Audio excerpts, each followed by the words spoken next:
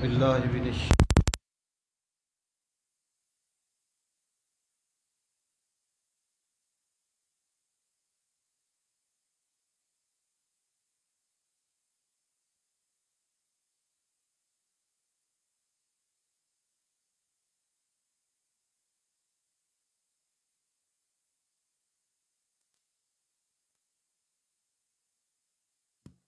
الصلاة والسلام علیک یا رسول اللہ وعلی آلک واصحابک یا حبیب اللہ. الصلاة والسلام علیک یا شفیع المذنبین وعلی آلک واصحابک یا رحمۃ للعالمین. رب اشرح لی صدری ویسر لی امری واحلل عقدۃ من لسانی یفقهوا قولی. اللہم ارنا الحق حقا وارزقنا اتباعہ وارنا الباطل باطلا وارزقنا اجتنابہ. اللہم ارنا الاشیاء کما ہی. یہ صفحہ نمبر 88 پہ الثلاثہ 14ویں رکوع کی دوسری آیت. صفحہ نمبر 88 پہ 14واں رکوع ہے الثلاثہ کے بعد. اعوذ باللہ من الشیطان الرجیم بسم اللہ الرحمن الرحیم. لا خیر فی کثیر من نجواہم الا من امر بصدقۃ او معروف او اصلاح بین الناس ومن یفعل ذلک ابتغاء مرضات اللہ فسوف نؤتیہ اجرا عظیما. اس کا ترجمہ: لا خیر، کوئی بھلائی نہیں ہے، کوئی خیر نہیں ہے، فی کثیر، بہت سی معاملات میں، بہت سی چیزوں میں، من نجواہم، نجوا جو ہے یہ نجا سے ہے. نجا کا معنی ہوتا ہے خالص کرنا کسی کو. یہاں اس سے مراد ہے سرگوشی کرنا. ان کی سرگوشیوں میں کوئی خیر نہیں ہے. الا من امر بصدقۃ، یعنی ان کی سرگوشیوں میں کوئی خیر نہیں ہے. اور جو سرگوشیاں خیر پر مبنی ہوتی ہیں وہ کیا ہوتی ہیں؟ الا، مگر، من امر، جس نے حکم دیا، بصدقۃ، صدقہ کرنے کا، صدقہ کے ساتھ، او معروف، یا کوئی بھلائی کرنے کا، او اصلاح بین الناس، یا اصلاح کرنا، درستگی کرنا، بین الناس، لوگوں کے درمیان. ومن یفعل ذالک، ومن، اور جو یفعل کرتا ہے، ذالک، یہ چیزیں، ابتغاء، چاہتے ہوئے، مرضات اللہ، اللہ تعالیٰ کی رضا کو. جو بندہ یہ سرگوشیاں کرتا ہے اللہ کی رضا کا طالب بن کے، فسوف، پس، ان قریب، نؤتی ہے، ہم عطا کریں گے اسے. آتا یوتی کا معنی دینا، نؤتی امر ہے، ہم دیں گے، ہم عطا کریں گے اسے، اجرن، بدلہ، عظیمہ، بہت بڑا، ہم اسے بہت بڑا بدلہ عطا کریں گے. یہ جو تیمہ بن عبیرک کی چوری کا قصہ چل رہا تھا، یہ آیات بھی اسی پس منظر میں ہیں. اللہ تعالیٰ نے ان کی خلوتوں کو بیان فرمایا کہ ان کی خلوتیں کیسی ہوتی ہیں. اور پھر یہ فرمایا کہ خلوت کیسی ہونی چاہیے ایمان والوں کی. یہ جو تیمہ بن عبیرک تھا، جب اس پر چوری ثابت ہو گئی تو یہ وہاں سے بھاگ کے مکہ چلا گیا. وہاں جا کے اس نے کسی کے پاس پناہ لی، اور وہ کوئی بڑا بامروت آدمی تھا، اگرچہ مسلمان نہیں تھا. اس نے اس کو بہت اچھے طریقے سے رکھا. اس کو پتہ چل گیا کہ اس کے گھر میں سونا ہے، اس نے اس کے گھر والوں کا سونا چوری کر لیا. پھر پکڑا گیا، انہوں نے مروتاً اسے سزا نہیں دی. پھر یہ کہیں جا کے مشرکین سے مل گیا اور اس کی موت شرک پر واقع ہو گئی. یعنی یہ مراد یہ ہے کہ جب اس نے اپنی پہلی غلطی نہیں مانی تو پھر وہ اسے کور کرنے کے لیے اس سے بڑی غلطیاں کرتا چلا گیا، یہاں تک کہ شرک پہ اس کی موت واقع ہوئی. اب یہاں پہلی آیت میں اللہ رب العزت نے منافقین کی خلوتوں کو بیان فرمایا. دیکھیں، جب ایک بندہ اس کے دل میں ایمان اتر جاتا ہے تو پھر اس کی جلوت بھی اس کے ایمان کی گواہ ہوتی ہے، اس کی خلوت بھی اس کے ایمان کی گواہ ہوتی ہے. بلکہ حق یہ ہے کہ ایک بندے کا باطن اصل خلوت میں کھلتا ہے، جلوت میں نہیں کھلتا. جلوت میں تو بندہ بہت سے تکلفات بھی کر لیتا ہے. یہاں پہلی بات یہ فرمائی کہ یہ جو منافقین ہیں، جب یہ رات کو بیٹھ کے آپس میں سرگوشیاں کرتے ہیں تو خیر کے لیے نہیں کرتے، بلکہ ان کی سرگوشیاں کسی کا نقصان کرنے کے لیے، کسی کی چوری کرنے کے لیے، کسی کو رسوا کرنے کے لیے ہوتی ہیں. اب اللہ پاک نے فرمایا کہ سرگوشی اس کی خیر ہوگی من امر بصدقۃ.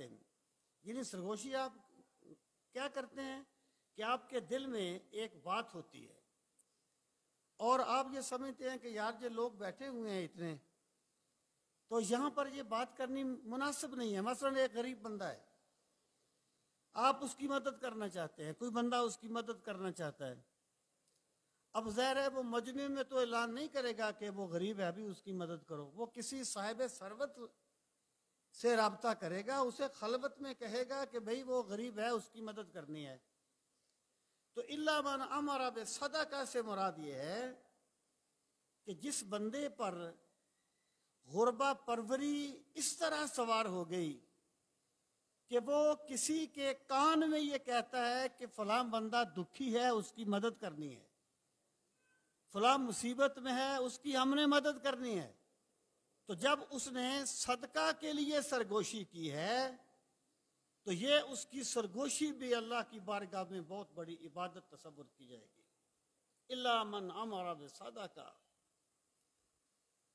اور معروف، یا وہ کسی بھی خیر کی سرگوشی کرتا ہے. دیکھیں، یہ کہتے ہیں کہ جس بندے کو بڑے مجمع میں نصیحت کی گئی اسے تو آپ نے رسوا کر دیا. یعنی نصیحت کرنے فرض کرے کوئی بندہ کوئی غلطی کر رہا ہے تو اسے ڈانٹ کے کہہ دینا کہ تم اس طریقے سے کیا کر رہے ہو، تمہیں ابھی تک نہیں پتا یہ کام کس طرح کرنا ہے. یہ نہ حکمت دعوت کے مطابق ہے، نہ احکامات الہی کے مطابق ہے. بلکہ بندے کو یہ چاہیے کہ وہ خفیہ طریقے سے تنہائی میں، لیکن جب بھی کسی بندے کے ساتھ ایسی بات مجمع میں کی جائے نا تو ظن غالب یہ ہے اس کی انا جاگتی ہے، اور جب انا جاگتی ہے تو پھر فساد پیدا ہوتا ہے، اصلاح نہیں ہوتی.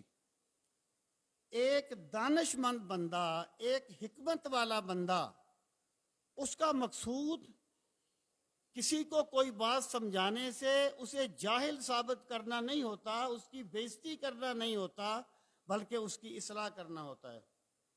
تو مراد یہ ہے کہ جس بندے نے سرگوشی کی کسی معروف چیز کے لیے، یعنی اس نے دیکھا کہ ایک بندہ جو ہے وہ نماز میں غلطی کر رہا ہے تو وہ سلام پھیر کے اس پر حملہ آور نہ ہو جائے، بلکہ وہ اسے خلوت میں کرے، اسے کہے کہ بھائی یہ معاملہ اس طریقے سے ہے۔ وہ نہیں حضرت امام حسن اور امام حسین کے بارے میں آتا ہے کہ کوئی بندہ، اس کی عمر بڑی تھی، وضو غلط کر رہا تھا۔ اب آپ نے یہ سوچا کہ اگر ہم اسے کہیں کہ تم غلط وضو کر رہے ہو تو اس کی تو بڑی انسلٹ ہوگی، بڑی توہین ہوگی۔ تو انہوں نے یہ کہا کہ حضرت امام حسن نے کہا کہ بابا جی، امام حسین سے کہا کہ میں وضو کرتا ہوں میرے بھائی، آپ دیکھیں کہ کیا میں صحیح وضو کرتا ہوں۔ تو اس بندے نے بھی یہ بات سن لی، تو امام حسین نے وضو کیا اور اس بندے پر بھی اپنی غلطی واضح ہو گئی کہ اس طریقے سے مجھے اس طرح کرنا چاہیے۔ یعنی میں یہ کہنا چاہتا ہوں کہ جب بھی کوئی بندہ مخلص ہوتا ہے، بخدا اس کا مقصود کسی کو رسوا کرنا نہیں ہوتا۔ کسی کو رسوا کر دینے سے بندے کی انا کو تسکین تو مل سکتی ہے، لیکن اگلے کی اصلاح نہیں ہوتی۔ ایک دائی جو ہوتا ہے وہ اصلاح کو ترجیح دیتا ہے، اپنی انا کو چھوڑ دیتا ہے۔ یہ ہے جی او معروف یا معروف میں، او اصلاح بین الناس، یا لوگوں کے درمیان کوئی اصلاح کروانے میں۔ یعنی وہ دیکھتا ہے کہ دو بندوں میں کوئی بات ہے، یا بندے اس طرح بات کرتے ہیں، وہ کہتا ہے یار میری تو کوئی ایسی معاشرے میں سٹیٹس نہیں ہے، یہاں پر بات بھی تو کسی طاقتور کی مانی جاتی ہے، اللہ ماشاءاللہ، میرا تو کوئی ایسا سٹیٹس نہیں ہے کہ میں یہ بات کروں۔ لیکن اگر فلاں بندہ کہے گا تو وہ ظن غالب ہے کہ اس کی بات مان لے گا۔ یا فرض کریں اس کے جس بندے کا معاملہ ہے وہ اس کے قبیلے کے کسی بڑے بندے کو کہہ دیتا ہے، تو جب اس نے لوگوں میں اصلاح کروانے کے لیے کسی کے ساتھ سرگوشی کی تو یہ سرگوشی پھر خیر پر مبنی ہوگی، اللہ کی بارگاہ میں اس کے درجات کو بلند کرنے کا سبب بنے گی۔ آگے فرمایا وَمَن يَفْعَلْ ذَلِكَ ابْتِغَاءَ مَرْضَاتِ اللَّهِ، اور جو بھی بندہ سرگوشی ان اعلیٰ مقاصد کے لیے کرے گا، شرط کیا ہے؟ اللہ کی رضا کا طالب بن کے کرے گا، اللہ کی رضا کا طالب بن کے کرے گا۔ یعنی اس لیے نہیں کرے گا کہ اس کا کوئی سٹیٹس بن جائے، یا اس کا کوئی مفاد ہو جائے، یا لوگ اس کی کوئی تعریفیں کرنا شروع کر دیں۔ وہ یہ کام کرے گا رضائے الہی کے لیے کرے گا۔ فَسَوْفَ نُؤْتِيهِ أَجْرًا عَظِيمًا، اللہ فرماتا ہے ہم اسے بہت بڑا اجر عطا فرمائیں گے۔ اب آپ دیکھیں یہاں پر مَن يَفْعَلْ ذَلِكَ ابْتِغَاءَ کہا گیا، کس چیز کو کہا گیا؟ سرگوشی کرنے کو۔ یعنی اس نے کسی کے ساتھ مشاورت کی تنہائی میں صدقے کے بارے میں کہ بھی فلاں بندہ بڑا مستحق ہے، اس کی مدد کرنی ہے، کچھ ہمیں کرنا چاہیے، لوگوں کی اصلاح کے بارے میں، یا اس نے سرگوشی کی معروف کوئی خیر کے بارے میں۔ ابھی سرگوشی کی ہے نا، کوئی نتیجہ تو نہیں نکلا نا، نتیجہ تو بعد میں نکلے گا نا، پتہ نہیں کامیاب ہوتا ہے کہ نہیں ہوتا۔ اللہ فرماتا ہے جو اس طرح سرگوشی کرے گا ہم اسے سرگوشی کرنے پر ہی بہت بڑے اجر سے نوازیں گے۔ اللہ تعالیٰ نتائج نہیں دیکھتا، اللہ بندے کی کاوشوں کو دیکھتا ہے کہ یہ بندہ کر کیا رہا ہے۔ اللہ بندے کی محنت کو دیکھتا ہے، اس کی کاوش کو دیکھتا ہے، نتائج کو نہیں دیکھتا۔ جب ایک بندے نے اپنی طرف سے کوشش کر لی تو اللہ کی بارگاہ میں وہ سرخرو ہو گیا ہے۔ حالات کو بدلنا اس کی ذمہ داری نہیں ہے، اس کی ذمہ داری اپنی حد تک کوشش کرنا ہے۔ اور انبیاء کرام سے بھی یہی کہا گیا تھا کہ وَمَا عَلَيْنَا إِلَّا الْبَلَاغُ الْمُبِينُ، ہمارا کام یہ نہیں ہے کہ ہم تمہیں لازمی طور پہ مسلمان کریں، ہمارا کام صرف یہ ہے ہم اپنے رب کا پیغام تم تک پہنچا دیں۔ اور انبیاء کرام نے اللہ کا پیغام پہنچا دیا جیسے کہ پہنچانے کا حق تھا۔ حجۃ الوداع کے موقع پہ سرکار نے پوچھا تھا حل ادیت الامانہ، اے لوگوں جو میرے پاس رب کی امانت تھی کیا میں نے تم تک پہنچا دی؟ سب نے کہا یا رسول اللہ آپ نے اللہ کا پیغام پہنچا دیا۔ جیسا کہ اللہ کا پیغام پہنچانے کا حق تھا۔ بندہ نتائج کا مکلف نہیں ہے، بندہ کوشش کرنے کا مکلف ہے۔ پھر ارشاد فرمایا وَمَن يُشَاقِقِ الرَّسُولَ مِن بَعْدِ مَا تَبَيَّنَ لَهُ الْهُدَى وَيَتَّبِعْ غَيْرَ سَبِيلِ الْمُؤْمِنِينَ نُوَلِّهِ مَا تَوَلَّى وَنُصْلِهِ جَهَنَّمَ وَسَاءَتْ مَصِيرًا۔ پہلے اس کا ترجمہ دیکھ لیں۔ وَمَن يُشَاقِقْ، مشاق کہتے ہیں عداوت کو، مشاقہ العداوت، دشمنی۔ جو بندہ دشمنی کرتا ہے الرسول، رسول کریم صلی اللہ تعالی علیہ وآلہ وسلم کے ساتھ، من بعد اس کے، ما تبینہ جو واضح ہو گیا، لہو اس کے لیے، الہدا ہدایت، جس بندے پہ ہدایت کو واضح کر دیا گیا، اس کے باوجود وہ اللہ کے رسول سے عداوت کرتا ہے۔ وَيَتَّبِعْ غَيْرَ سَبِيلِ الْمُؤْمِنِينَ، وَيَتَّبِعْ اور چلتا ہے، غیر علاوہ، سبیل راستہ، المؤمنین ایمان والوں کا، اور اہل ایمان کا راستہ چھوڑ کے کوئی اور راستہ اختیار کر لیتا ہے۔ نُوَلِّهِ مَا تَوَلَّى، ولّہ یولی کا معنی ہوتا ہے پھیر دینا۔ نوولے ہم پھیر دیں گے، ہی اسے، ما تولا جدھر وہ پھرا، یعنی وہ سرکشی کی طرف پھرا، ہم اسے جبرن ہدایت کی طرف نہیں پھیریں گے۔ اس نے سرکشی کا راستہ اختیار کیا، ہم اسے تمنا نہیں کریں گے تو حق کا راستہ اختیار کر۔ جو بندہ باطل کی طرف پھرتا ہے، ہم بھی اس کی لگام کھلی چھوڑ دیتے ہیں، پھر جا، جتنی سرکشی کرنی ہے کر لے، نولے ہی ما تولا، دنیا میں تو جو چاہتا ہے کر، لیکن مت بھول، وَنُصْلِهِ جہنم، اور ہم اسے داخل کریں گے جہنم میں، وَسَاءَتْ مَصِيرًا، اور یہ بہت برا ٹھکانہ ہے، جہنم بہت برا ٹھکانہ ہے۔ اب اس میں پہلی بات یہ ہے کہ یہاں اس کا حکم جو ہے نا، اولی اس کے مخاطب وہ وہی تیمہ بن عبیرک اور اس کا وہ قبیلہ اور وہ لوگ جو چاہتے تھے کہ یہ بچ جائے اور بے گناہ بندہ پھنس جائے، یعنی اولی اس کے مخاطب وہ ہیں کہ رسول کریم صلی اللہ تعالی علیہ وآلہ وسلم کو بھی انہوں نے ایک غلط راستے پر ڈالنے کی کوشش کی، اپنی طرف سے کوشش کی۔ اللہ میرے رب کا اللہ تعالیٰ میرے پاک نبی کا کارساز ہے، اللہ اپنے نبی کو کبھی بھی یار و مددگار نہیں چھوڑتا، تو اللہ پاک نے ہر چیز کو واضح کر دیا۔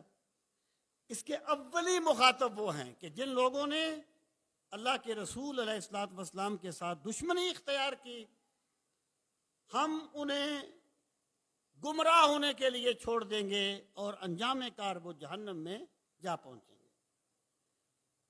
پھر فرمایا اس کا حکم عام ہے، حکم اس کا عام ہے، یعنی ایک بندے کو پتہ چل جائے کہ رسول کریم علیہ الصلوۃ والسلام نے یہ فرمایا ہے، اور وہ بندہ اپنے کسی مفاد، دیکھیں ایک ہوتا ہے دلائل آپس میں ٹکرا گئے، کسی بندے کے نزدیک کوئی دلیل کبھی ہو گئی، کسی کے نزدیک کوئی دلیل کبھی ہو گئی، اس نے ایک کو اختیار کر لیا، اس نے ایک کو اختیار کر لیا، وہ اس کا مصداق نہیں ہے۔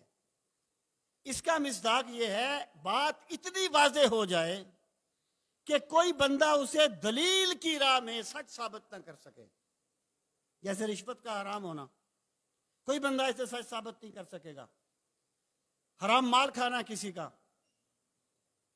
کسی کی خام خواہ انسلٹ کر دینا، توہین کر دینا کسی کی، یہ وہ چیزیں ہیں جن پر کوئی دوسری رائے نہیں ہے۔ لوگ کہتے ہیں نا جی وہ کیا کریں، کوئی مولوی کچھ کہتا ہے، کوئی کچھ کہ ہم کدھر جائیں، ان سے پوچھو یہاں مولوی متفق ہے تو نے اس کو اختیار کر لیا ہے۔ کوئی مولوی کہتا ہے تمہیں کہ نماز نہ پڑھا کرو، کوئی مولوی کہتا ہے کہ جھوٹ بولا کرو، کوئی مولوی کہتا ہے کہ سود نہ کھایا کرو، سود کھایا کرو، کوئی مولوی کہتا ہے کہ تم حرام کھایا کرو۔ جس پر مولوی متفق ہیں پہلے ان کو تو اختیار کر لو، یہ سارے نفس کے ہیلے ہوتے ہیں. تو جب ایک چیز بالکل واضح ہو جائے پھر جو بندہ اس کو چھوڑ دے وَيَتَّبِعْ غَيْرَ سَبِيلِ الْمُؤْمِنِينَ، اور وہ مومنوں کے راستے کے علاوہ کوئی اور راستہ اختیار کر لے تو ہم اسے گمراہی کی طرف پھیر دیتے ہیں اور اس کا انجام جہنم ہوتا ہے. یہ جو آیہ کریمہ ہے یہ اجماع کی حجیت پر دلیل ہے. یعنی یہ جو امت کا اجماع ہے نا، اگر اجماع منعقد ہو جائے کسی چیز پر اس کا منکر اسی طرح کافر ہوتا ہے جس طرح قرآن کی آیت کا منکر کافر ہوتا ہے. امت کے اجماع کا حجت ہونا یہ رسول کریم علیہ الصلوۃ والسلام کی امت کا خاصہ ہے. پہلی امتوں کا اجماع حجت نہیں تھا. اب یہاں پہ یہ چیز واضح ہوتی ہے کہ جس راستے پر مومن چل رہے ہیں اگر کوئی بندہ اس کے علاوہ کوئی اور راستہ اختیار کرتا ہے تو وہ ہدایت کا راستہ نہیں ہوتا، کیونکہ سرکار نے فرمایا امتی لا تجتمع علی الضلالہ، میری امت کبھی گمراہی پر اکٹھی نہیں ہو سکتی. امام شافعی سے، امام راضی نے لکھا ہے، امام شافعی سے کسی نے کہا کہ اجماع جو ہے یہ حجت ہے اسلام میں، اجماع امت، اس پر قرآن سے دلیل کیا ہے؟ یعنی بات تو سچ ہے، دلیل کیا ہے؟ بہت سی چیزیں جن پر دلیل ڈھونڈنے میں بہت دیر لگتی ہے. امام شافعی کہتے ہیں کہ میں نے 300 مرتبہ قرآن مجید کی تلاوت کی کہ مجھے اجماع پر آیت ملے. پھر اس آیت پہ آ کے میرا دل مطمئن ہو گیا کہ اللہ فرماتا ہے جو مومنوں کے راستے کے علاوہ اور راستہ اختیار کرتا ہے جہنم میں جائے گا. اس کا مطلب یہ ہے جو مومنوں کا راستہ ہے وہ حجت ہے اور اسی کو اجماع امت کہا جاتا ہے. ارشاد فرمایا وَنُصْلِهِ جہنم وَسَاءَتْ مَصِيرًا، ہم اسے جہنم میں پھیر دیں گے اور وہ بہت برا ٹھکانہ ہے. ان اللہ لا یغفر ان یشرک بہ، اب چونکہ اس نے شرک کا راستہ اختیار کر لیا تھا، تیمہ میں شرک پر اس کی موت واقع ہوئی تھی، تو اب اللہ تعالیٰ نے شرک کی مذمت فرمائی کہ یہ اپنی انا کے لیے کس قدر گمراہ سے گمراہ ہوتا گیا. ارشاد فرمایا ان اللہ، بے شک اللہ تعالیٰ لا یغفر، معاف نہیں کرتا، ان یشرک بہ، کہ اس کے ساتھ کسی کو شریک ٹھہرایا جائے. یعنی شرک کیا ہوتا ہے؟ جو صفات اللہ کے لیے خاص ہیں ان میں کسی کو شریک ٹھہرا دینا. ذات میں، اللہ کی ذات میں کسی کو شریک ٹھہرا دینا، جیسے مشرکین مکہ کہتے تھے کہ فرشتے اللہ کی بیٹیاں ہیں، یا اللہ جیسی صفات کسی میں مان لینا. مثلا الحی القیوم، زندہ اللہ بھی ہے، زندہ بندہ بھی ہے. فَجَعَلْنَاهُ سَمِيعًا بَصِيرًا، ہم نے انسان کو سمیع بصیر بنا دیا. سمیع بصیر اللہ بھی ہے، سمیع بصیر بندہ بھی ہے. شرک نہیں ہے. شرک یہ ہوگا جب اللہ جیسی صفت کسی میں مانی جائے گی.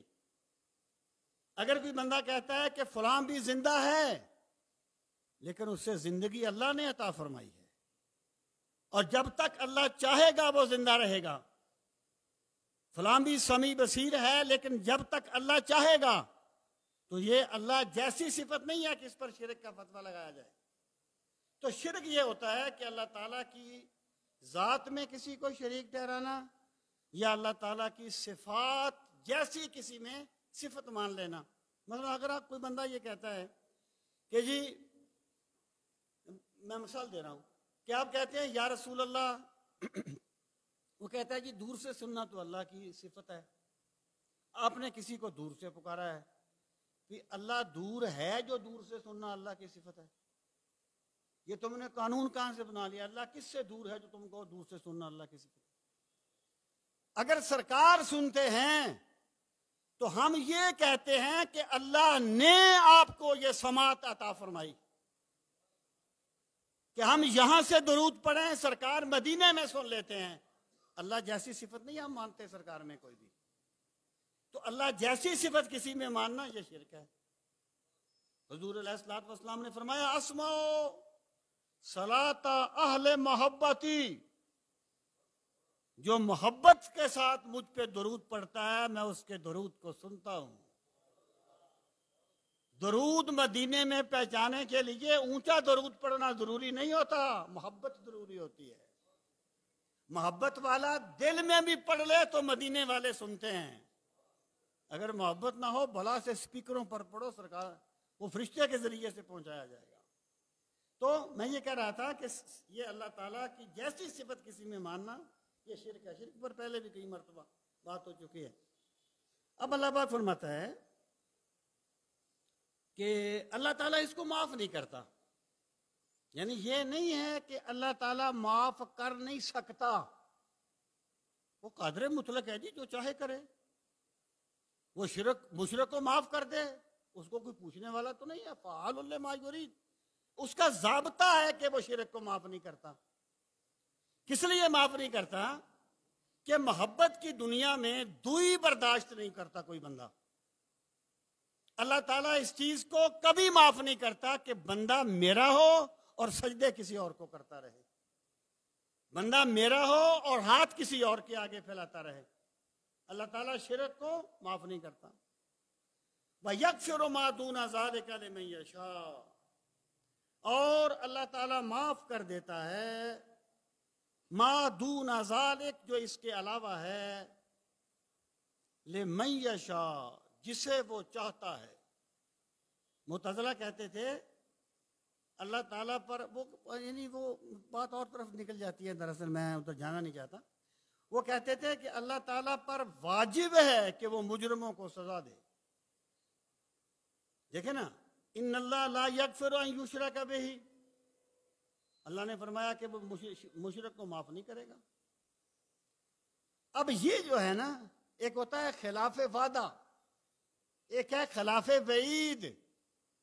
یعنی اللہ تعالیٰ نے یہ فرمایا کہ جو بندہ یہ گناہ کرے گا، مثلا نماز کے بارے میں کہا گیا کہ جو بندہ نماز میں اپنے اعضاء کو برابر نہیں کرتا، اللہ اس کی طرف دیکھتا نہیں ہے، یہ نظر رحمت سے دیکھتا نہیں ہے۔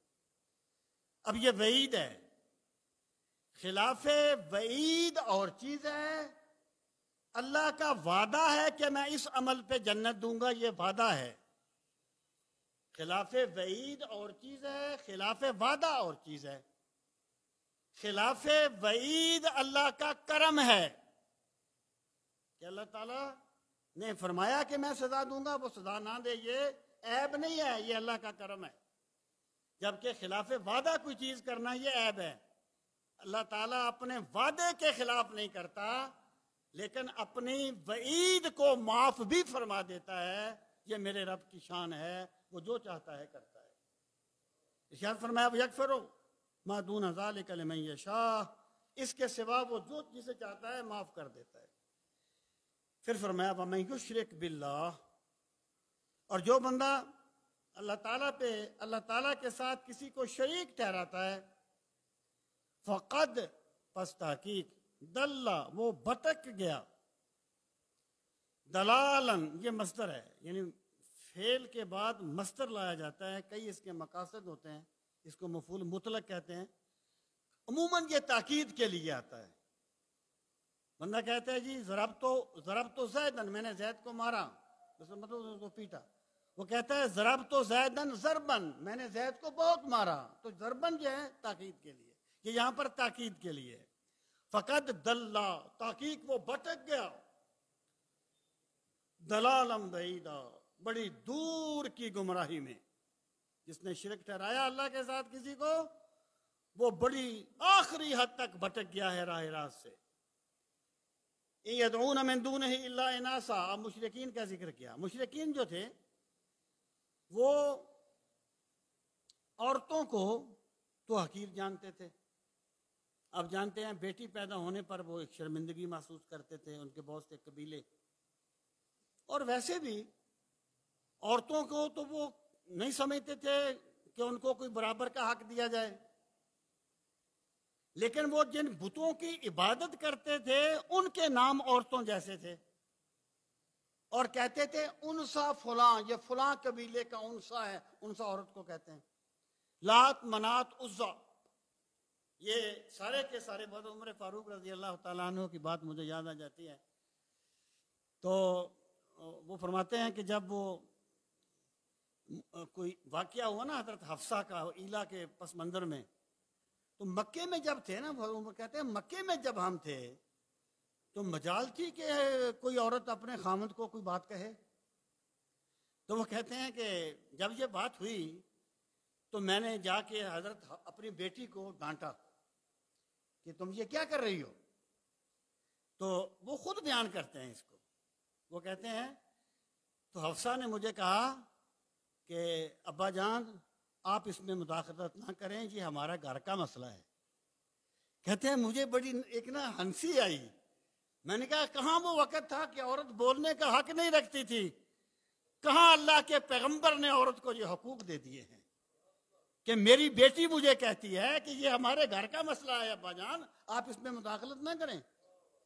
تو عرب نہیں سمجھتے تھے کہ عورتوں کا بھی کوئی حق ہے، لیکن وہ جو بت تھے ان کا وہ اس طریقے سے ان کے نام بتوں کے نام پر تھے. اللہ پاک نے فرمایا ان یدعون من دونہ الا اناسا، ان کے بعد اگر الا آ جائے تو ان نافیہ ہوتا ہے.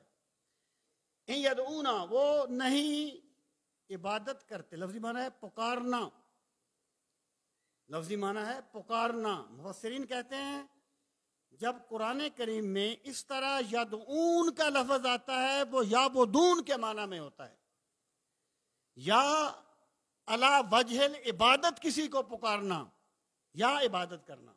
یدعون وہ نہیں عبادت کرتے، من دونہ اللہ کے علاوہ، الا اناسا مگر زنانیوں کی، عورتوں کی، یعنی جو ان کے جو بت ہیں وہ عورتوں کے نام پر ہیں. وہ یدعون اور وہ نہیں عبادت کرتے، الا شیطانا مگر شیطان کی، مریدا جو دتکارا ہوا. ایک ہوتا ہے مرید، اب کہتے ہیں وہ میں فلاں کا مرید ہوں، وہ میم کی پیش کے ساتھ ہے. یہ ہے مرید میم کی زبر کے ساتھ، اس کا معنی ہے راندہ درگاہ، رد کیا ہوا، دتکارا ہوا. وہ شیطان کی پیروی کرتے ہیں جو بارگاہ الہی سے رد کر دیا گیا ہے، دتکار دیا گیا ہے. لعنہ اللہ، اللہ نے اس پر لعنت فرمائی ہے. پھر شیطان نے کیا کہا جب اللہ نے اس کو دتکارا؟ وقالا، اس نے کہا لا اتخذن، یقیناً میں بنا لوں گا. اتخذہ کا معنی ہوتا ہے بنانا، واحد متکلم کا صیغہ ہے نون تاکید کے ساتھ. لا اتخذن یقیناً میں بنا لوں گا، من عبادکا تیرے بندوں میں سے، نصیبا مفروضا حصہ مقرر کیا ہوا. یعنی شیطان نے کہا کہ پروردگار تو مجھے گمراہ تو کر رہا ہے، لیکن میں تیرے بندوں میں سے اپنی عبادت کرواؤں گا، اپنی عبادت کا حصہ رکھوں گا. اب دیکھیں ایک دوسرے مقام پر اللہ پاک نے فرمایا لیسا عبادی، عبادی لیسا لکا علیہم سلطان، کہ میرے جو بندے ہیں نا ان پر تجھے کوئی غلبہ نہیں ہوگا. یہاں اس نے کہا عبادہ کا، تو یہاں عبادہ کا مطلق معنی میں ہے، کیونکہ نیک بھی اللہ کا بندہ ہے اور برا بھی اللہ کا بندہ ہے. اور وہاں جو نسبت ہے نا وہ نسبت محبت ہے. عبادی میں نسبت محبت ہے کہ جو میرے خاص بندے ہوں گے تو ان پہ کوئی اپنا کام نہیں چلا سکے گا. اس لیے ان دونوں آیات میں کوئی تضاد نہیں ہے.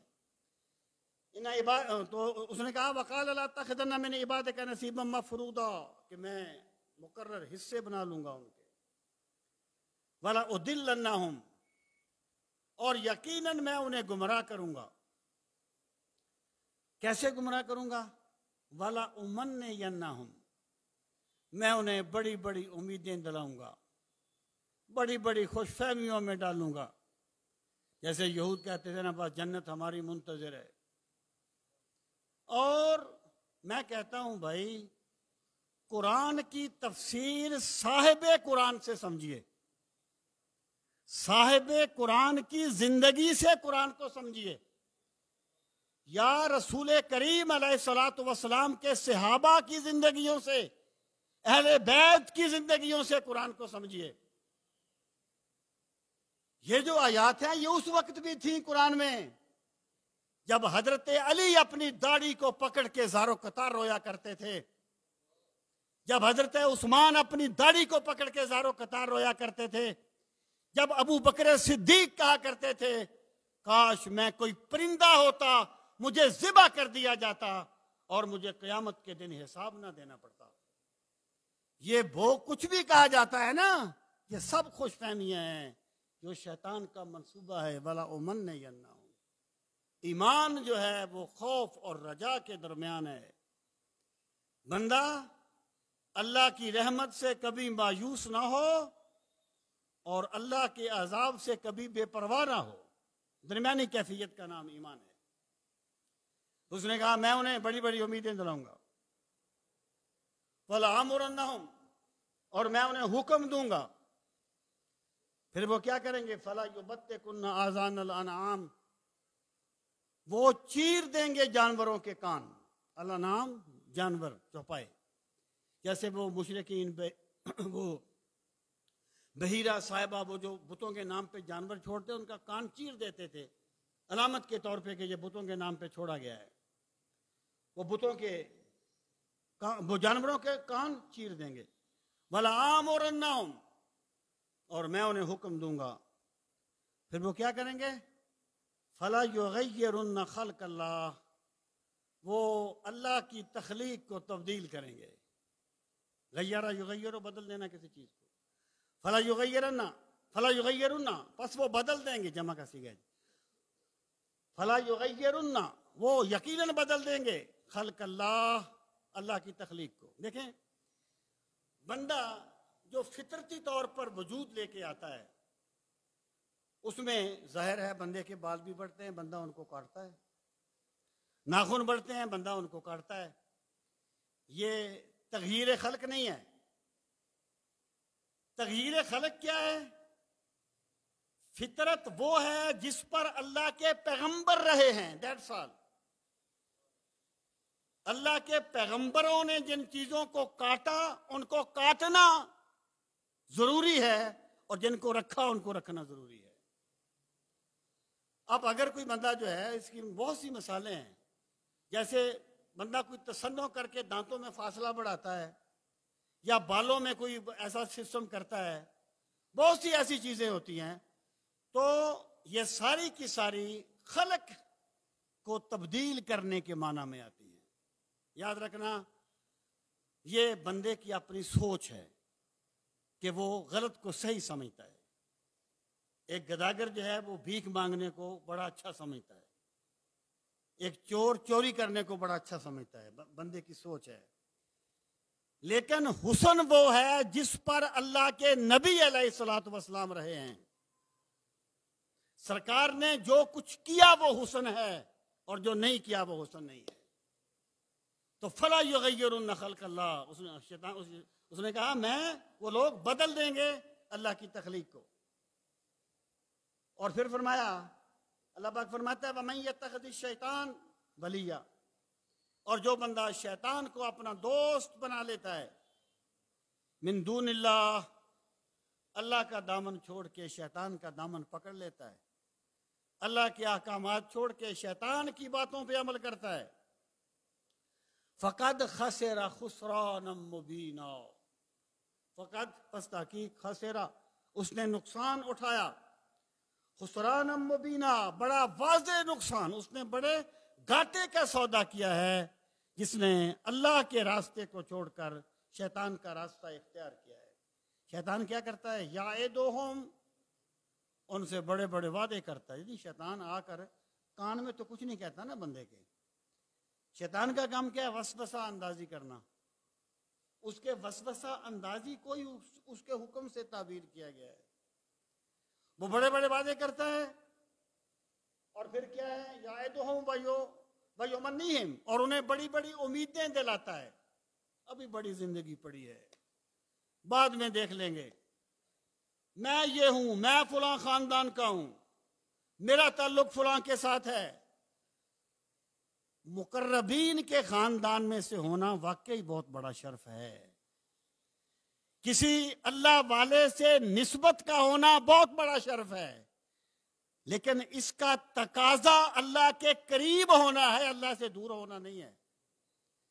جو بھی چیز بندے کے لیے اللہ سے دوری کا سبب بن جاتی ہے وہ اللہ کی رضا نہیں ہوتی۔ تو اللہ پاک نے فرمایا وہ بڑی بڑی امیدیں دلاتا ہے، بڑے بڑے وعدے کرتا ہے۔ وما یعدہم الشیطان الا غرورا، الا غرورا، غرہ ہوتا ہے دھوکہ دینا، اور شیطان وعدہ نہیں کرتا الا غرورا مگر دھوکے کا، یعنی شیطان کے سب وعدے دھوکے پر مبنی ہوتے ہیں۔ جب حقیقت وہ آیا تھا نا اس میں بدر کے میدان میں جب مسلمان گئے تھے نا، تو شیطان بھی آیا ہوا تھا ایک بندے کی شکل میں۔ اب جب اس نے فرشتوں کو دیکھا کہ فرشتے آ گئے اپنے اللہ کے نبی کی مدد کرنے کے لیے، اللہ کے نبی کے ساتھ جنگ لڑنے کے لیے، ان کے ساتھ مل کے کافروں کے خلاف، تو وہ بھاگا۔ اس نے کہا انی اخاف اللہ، میں اللہ سے ڈرتا ہوں۔ یعنی شیطان جو ہے ایسے موقع پہ وہ بھی پناہ مانگ لیتا ہے اللہ کی، لیکن بندوں کو اس طرح گمراہ کر دیتا ہے کہ بندے آخر تک پناہ نہیں مانگتے، تو اس کے سارے وعدے غرور پہ، دھوکے پہ مبنی ہوتے ہیں۔ اولئک مأواہم جہنم، یہ تو دنیا ہے، ہر بندے کے پاس دلیلوں کے انبار لگے ہوئے ہیں۔ وہ زہری صاحب کہا کرتے تھے عقل تے رب نے انی دتی جیڑی علماں وچ نہ آوے، تے علم تے رب نے اینا دتا جڑا عقلاں وچ نہ آوے۔ یہاں تو دلیلوں کے انبار لگے ہوئے ہیں، لیکن حقیقت اس دن کھلے گی جب اللہ کے حضور میں حاضر ہو جائے گا بندہ۔ فرمایا پھر کیا ہوگا؟ اولئک مأواہم جہنم، یہی وہ لوگ ہیں جن کا ٹھکانہ جہنم ہے۔ ولا یجدون، اور وہ نہیں پائیں گے انہا، اس سے نہیں سا، کوئی جائے پناہ، انہیں جہنم کے سوا کوئی جائے پناہ نہیں ملے گی۔ اب بروں کے بعد اچھوں کا ذکر فرمایا والذین آمنوا وعملوا الصالحات، لیکن وہ لوگ جو ایمان لائے اور جنہوں نے نیک کام کیے، سندخلہم، ان قریب ہم انہیں داخل کریں گے، جنات، جنتوں میں، تجری من تحتہا، تجری رواں دواں ہوں گی، من تحتہا جن کے نیچے، الانہار نہریں، شہد اور دودھ کی نہریں، جنت کے شہد اور دودھ، خالدین فیہا ابدا، وہ ان جنتوں میں ہمیشہ رہیں گے۔ دنیا کی زندگی پتہ نہیں کتنے سال ہے، زیادہ سے زیادہ 100 سال ہوگی، کسی کی 150 سال ہوگی، لیکن جو بندہ اس مخصوص زندگی میں اپنی خواہشات کی غلامی نہیں کرتا، اللہ پھر ابدی طور پر اس کی خواہشات کو پورا فرماتا ہے۔ اس کو وہ جو بھی چاہے گا اللہ تعالیٰ جنت میں اسے عطا فرمائے گا۔ تو فرمایا وہ سدا جنت میں رہیں گے۔ وعد اللہ حقا، اللہ کا وعدہ بالکل سچا ہے۔ ومن اصدق من اللہ قیلا، قیلا کا معنی ہے قول یا بات، اور کون ہے اللہ کی بات سے زیادہ سچ بولنے والا۔ لیسا بامانیکم، اب ایک ضابطہ دے دیا کہ لوگوں جو نجات ہے نا، نجات وہ خواہشات پر نہیں ہوگی، وہ تمناؤں پر نہیں ہوگی، وہ خوش فہمیوں پر نہیں ہوگی۔ اللہ کے ہاں خواہشات کا معیار ایمان اور عمل صالح ہے۔ بندہ اپنی طرف سے کوشش کرے، جو کمی رہ جائے گی اللہ اپنے کرم سے پوری فرما دے گا۔ فرمایا لیسا بامانیکم، نہیں ہے تمہاری خواہشات کے مطابق، ولا امانی اہل الکتاب، اور نہ ہی اہل کتاب کی خواہشات کے مطابق۔ من یعمل سوءا، من یعمل جو بھی کرتا ہے یا کرے گا، سوءا کوئی برائی، کوئی برا عمل، یجزا بہ، اسے اس کا بدلہ دیا جائے گا، ولا یجد، اور وہ نہیں پائے گا، لہو اس کے لیے، من دون اللہ، اللہ کے علاوہ اللہ کے مقابلے میں ولیًا کوئی کارساز یا کوئی دوست ولا نصیرہ اور نہ ہی کوئی مددگار. اب یہ جو آیا کریمہ ہے اس میں پہلی بات تو یہ فرمائی کہ نجات خواہشات پر نہیں ہوتی، خوش فہمیوں پر نہیں ہوتی، ایمان اور عمل صالح سے ہوتی ہے. ایک بات یہ فرمائی. دوسری بات یہ فرمائی کہ جو بھی برائی کرے گا اسے بدلہ ملے گا. جب یہ آیت نازل ہوئی تو صحابہ کرام کو گھبرا گئے.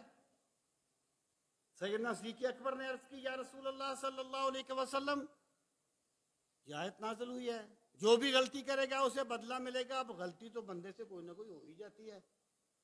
تو سرکار نے فرمایا ابو بکر کیا تمہیں زندگی میں کبھی کوئی بیماری نہیں لگی، کبھی تم بیمار نہیں ہوئے، کبھی تمہیں کوئی تکلیف نہیں پہنچی، کبھی تمہیں کوئی پریشانی نہیں ہوئی؟ عرض کی آقا سب کچھ ہوتا ہے. فرمایا اللہ ان چیزوں کو بندے کے گناہوں کا کفارہ بنا دیتا ہے. ایک تو اس کا یہ مطلب ہے، اور دوسرا اس کا مطلب یہ ہے کہ حکم عام ہے لیکن جو بندہ توبہ کر لیتا ہے اللہ اسے معاف کر دیتا ہے.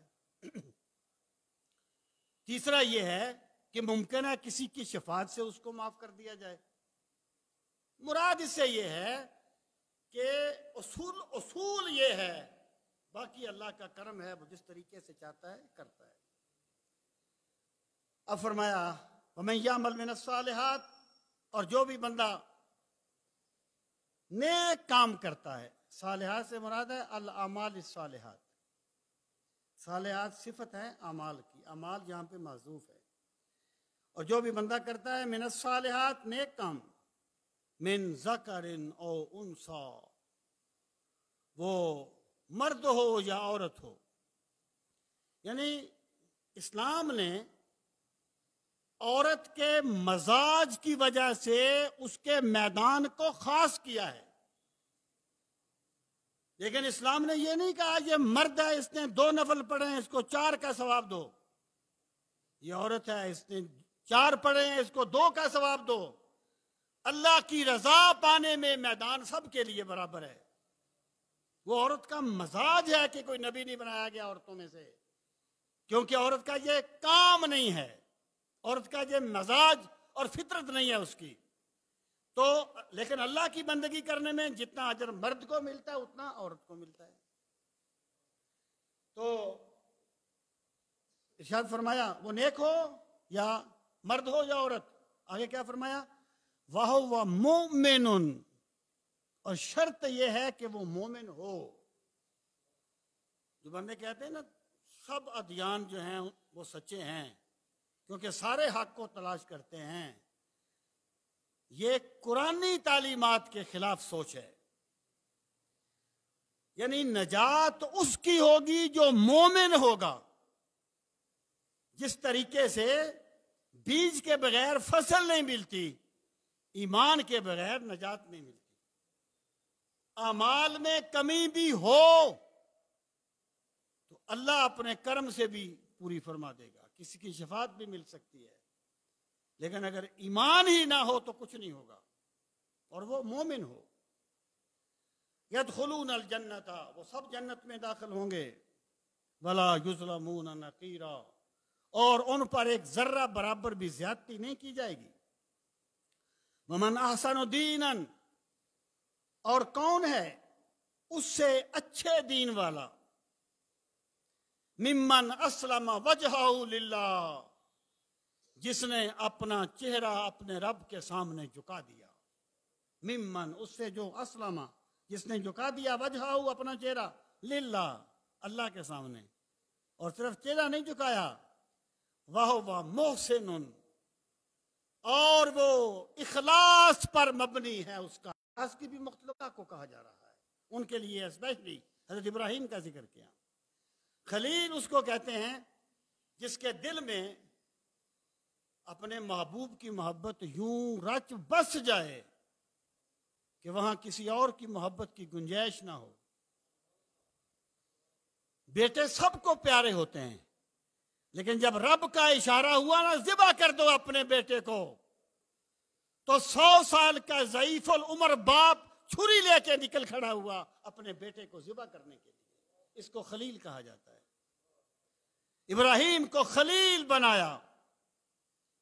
اور ایک مرتبہ صحابہ کرام بیٹھے ہوئے تھے اور وہ آپس میں انبیاء کرام کے مراتب کے بارے میں گفتگو کر رہے تھے.